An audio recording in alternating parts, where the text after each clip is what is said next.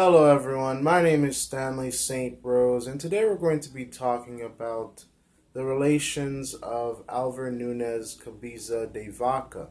Now, before I go into the summary analysis of this work, please remember to leave a like, subscribe, and/or comment so that the channel can continue to grow.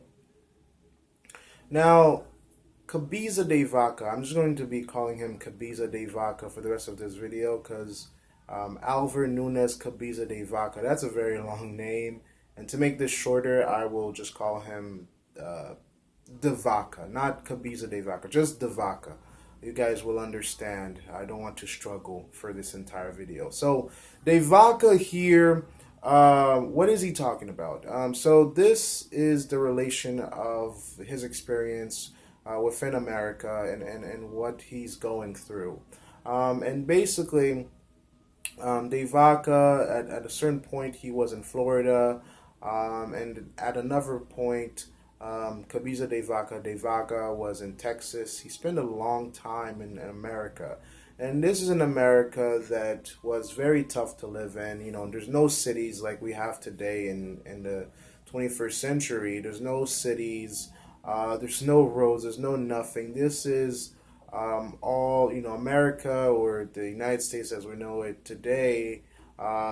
During his time, it's just all jungles, woods, rivers, swamps, and wildlife everywhere. Tough winters, tough summers. You have to pretty much everything you need to get done. You have to do it by yourself.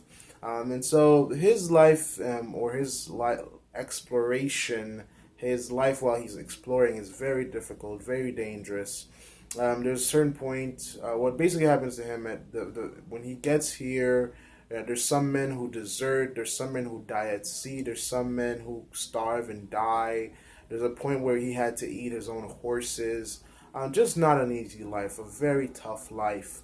During his time in the U.S. or what's going to become the U.S. So De Vaca, Cabeza De Vaca here. What basically happens to him is that he ends up living with the Indians, the American Indians. And he tells us about their lives and how they live in the different tribes. Now, some people would believe that Indians were just people who were walking around, not getting married, having sex with each other.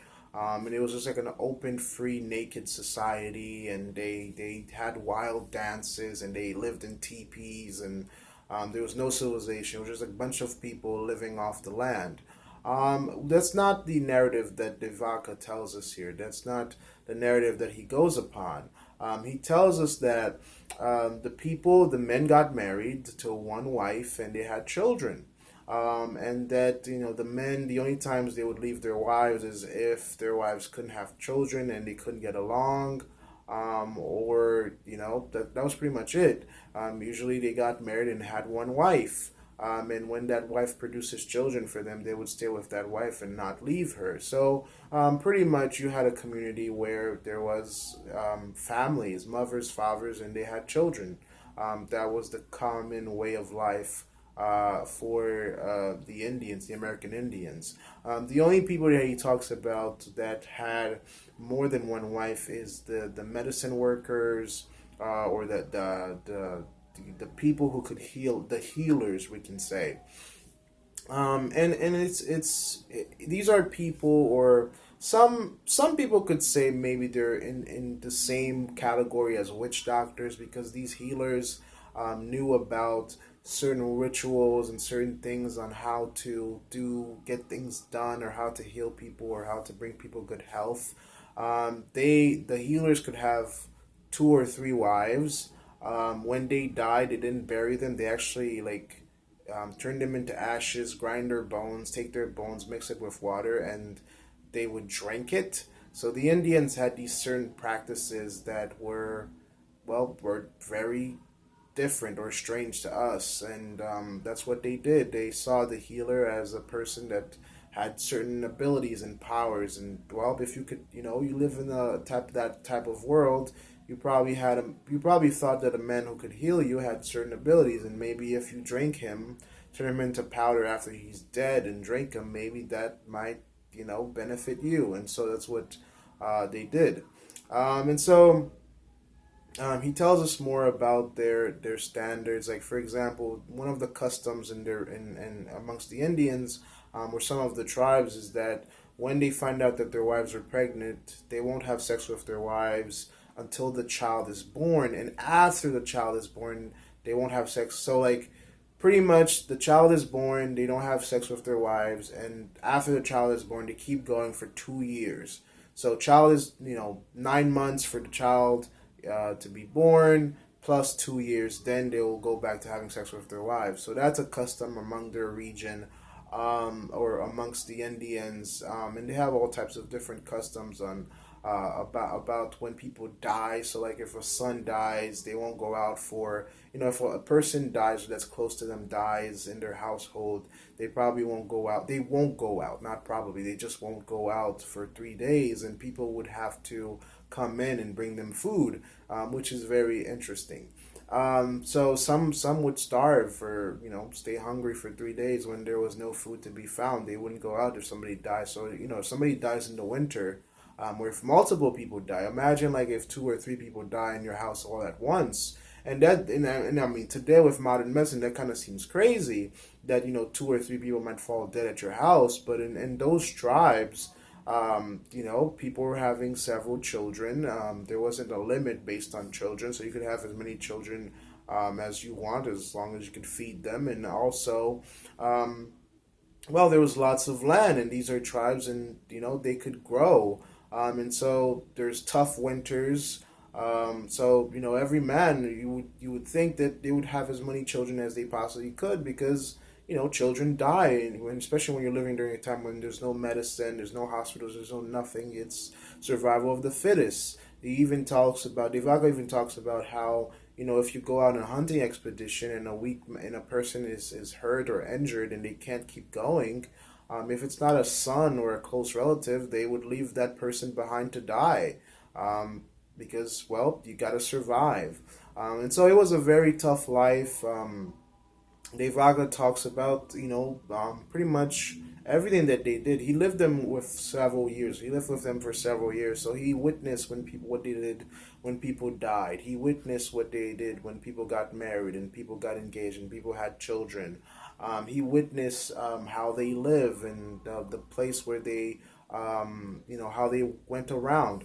Now, in terms of clothes, De Vaca also talks about their clothes. The women would, take some wool, take some fabrics to cover certain parts of their bodies. But for the most part, most people just walked around naked.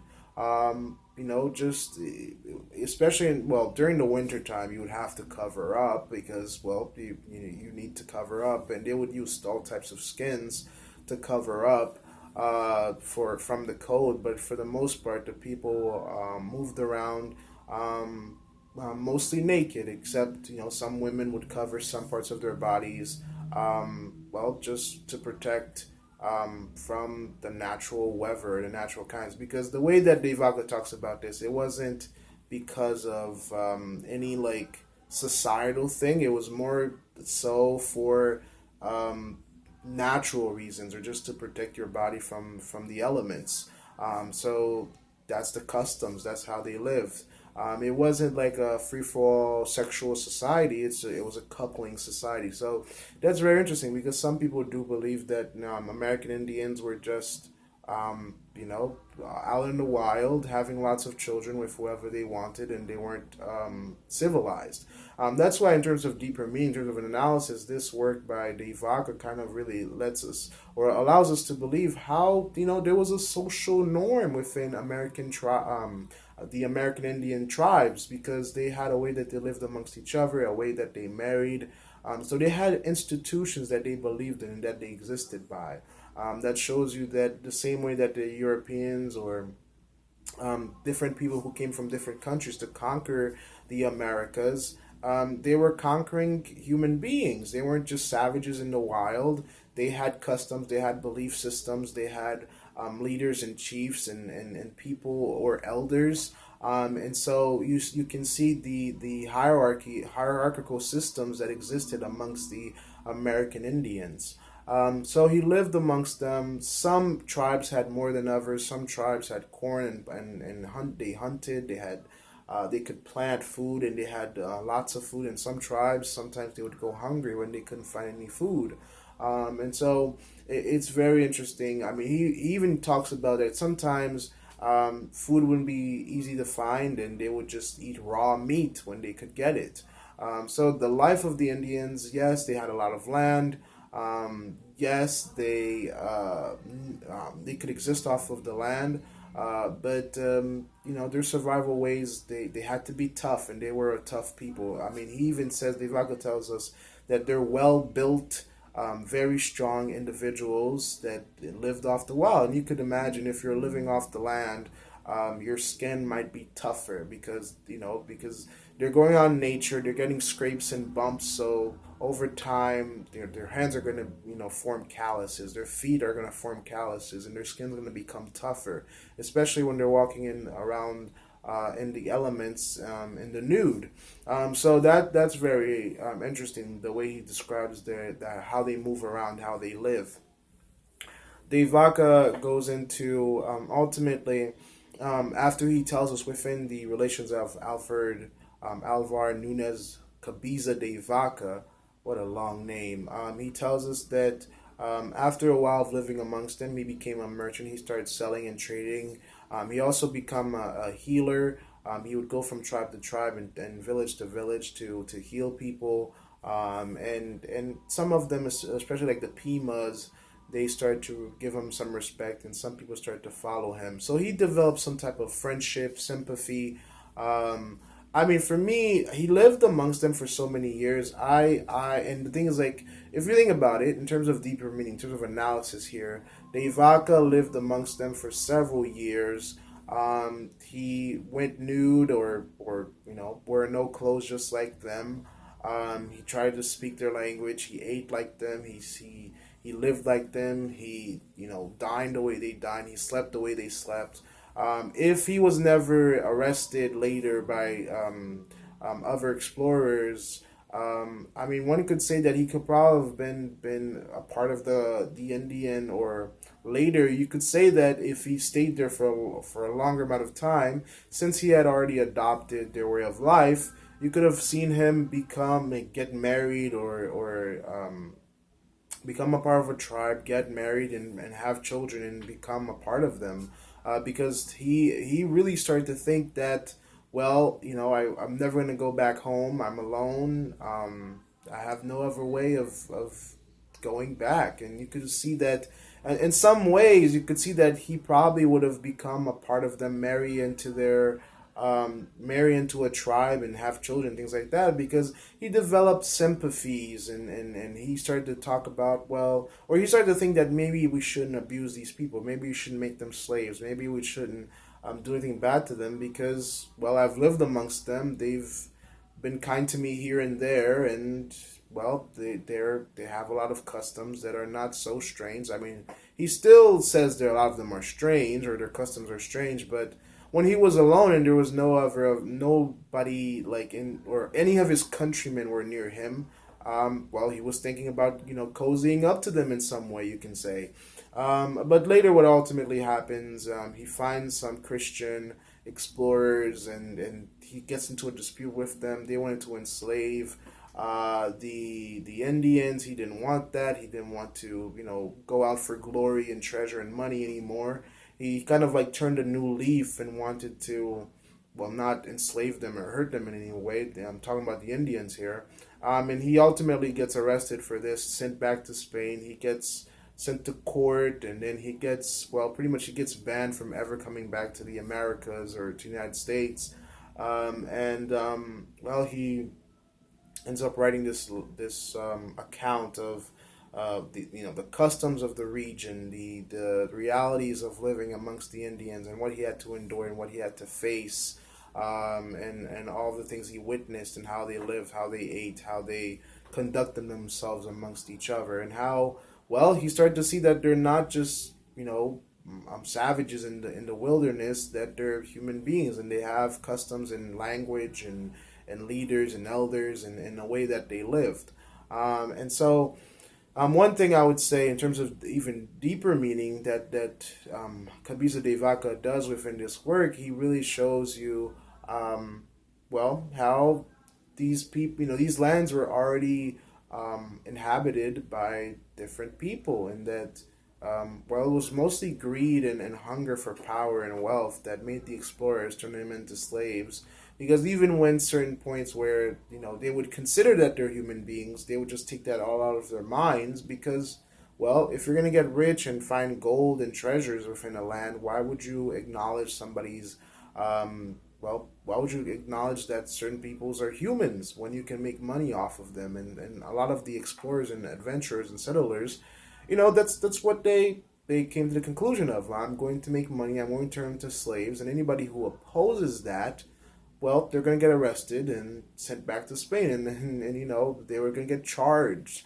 And so that's what happens to Cabeza de Vaca. He goes back to Spain. He gets, his punishment is never being able to come back to the Americas, and he writes this work of, we can say, early literature about the American Indians.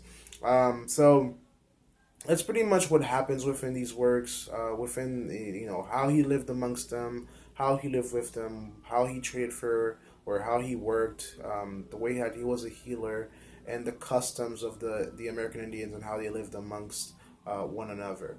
That's what I had to say about this work. Please remember to leave a like, subscribe, and or comment, and I'll see you guys in the next video. And again, his name is Alvar Nunez Cabeza de Vaca. That's a long name.